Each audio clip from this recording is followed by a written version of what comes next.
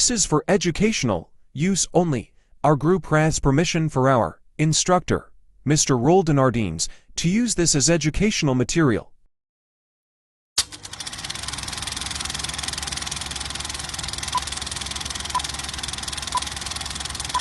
Managing and caring for the self.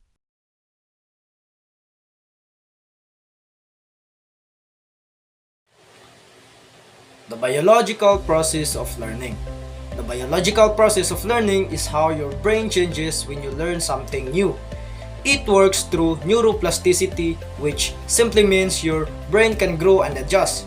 Your brain has cells called neurons that talk to each other. When you practice or repeat something, their connection gets stronger. This is called synaptic plasticity. A key part of this is long-term potentiation, which helps you remember things better. Different brain parts have roles too. The hippocampus helps you form memories, and the prefrontal cortex helps you understand and solve problems. A chemical called dopamine helps you feel good when you learn, which encourages you to keep going. In simple terms, learning happens when your brain builds stronger connection, making it easier to remember and use what you've learned. Neuroplasticity is the brain ability to reorganize its structure, function, and neural connections throughout life in response to learning, experiences, or injury.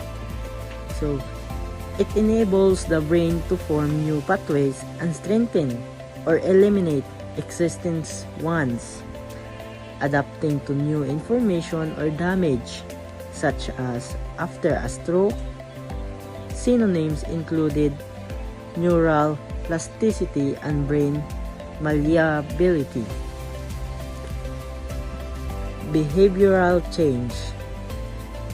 In the process of altering a person's actions, habits, attitudes, or through patterns, often intentionally to achieve better outcomes like improved health, productivity, or safety.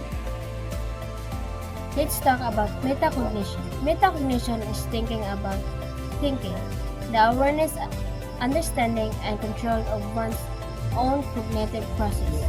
It involves planning how to approach a learning task, monitoring comprehension, and evaluating progress toward goals. The three components of metacognition is metacognitive knowledge or awareness, or the definition is understanding your cognitive abilities, tasks, requirements, and strategies. Example, I know I struggle with memorizing dates, or this task requires more time. Number 2, what are the importance of metacognition?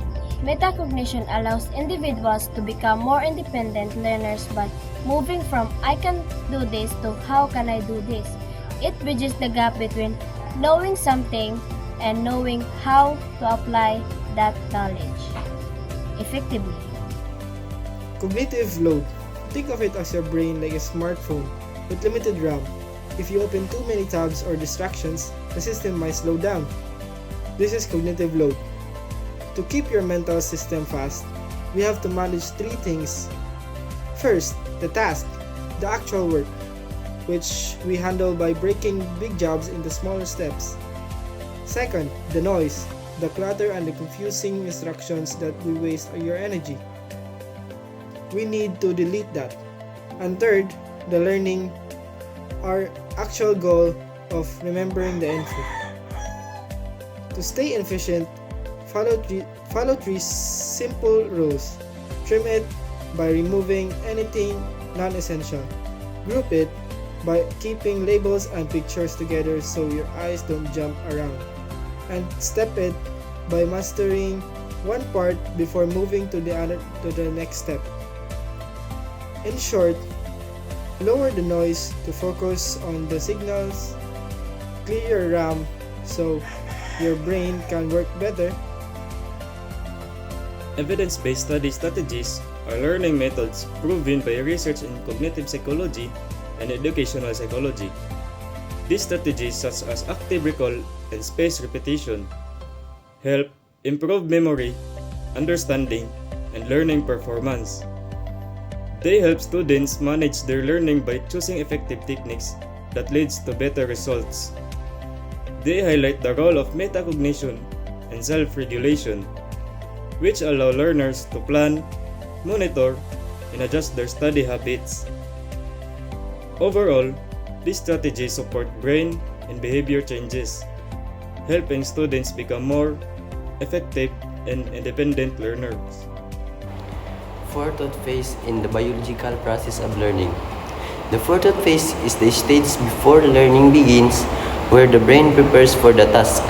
During this phase, the brain sets goals, builds motivations, and plans strategies.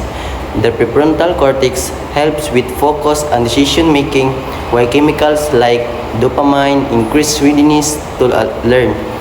A positive mindset, self-confidence also improves brain activity. Performance control phase, which is an important part of any planned operation. This phase focuses on checking if activities are going according to plan and if the objectives are being achieved. During this stage, actual performance is carefully measured and compared with expected result or standards. If there are any differences or problems, adjustments are made immediately to correct them. The main purpose of the performance control phase is to ensure efficiency, safety, and effectiveness. It involves monitoring progress, identifying errors, and making improvements when necessary. For example, in operation or projects, supervisors observe the work, collect data, and evaluate performance to maintain quality and avoid risks. This phase is very important because it helps prevent small issues from becoming bigger problems. It also supports better decision making and ensure that the goals of the plan are successfully met. In short, the performance control phase keeps everything on track and helps achieve the desired outcome. Phase is the final stage of a cyclical process, where learners evaluate their efforts and outcomes to inform future goals.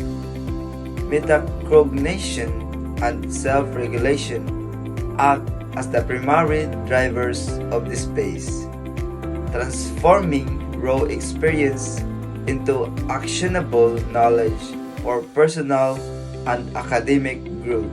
To improve the self-reflection phase, the final stage of Zimmerman's self-regulated learning cycle, you need strategies that bridge the gap between thinking about what happened and doing something different next time. Motivation is the internal process that initiates, guides, and maintains goal-oriented behavior. It is the force that makes you act, whether it's getting a glass of water to reduce thirst or studying late to pass a certification. Example, learning a new skill. Imagine a student who spends their free time studying advanced navigation techniques or complex mathematics. They aren't doing it for a grade because a teacher told them, or they do it because they find the logic of the subject fascinating and feel a sense of mastery when they solve a difficult problem. Hobbies. A person who paints or plays an instrument simply because they enjoy the creative process and the way it makes them feel in the zone. Emotional regulation is the ability to monitor, evaluate, and modify your emotional reaction to accomplish goals. It's not about suppressing feelings, but rather in managing them so they don't hijack your behavior. Example, examination to feel your heart racing and your palms sweating instead of thinking and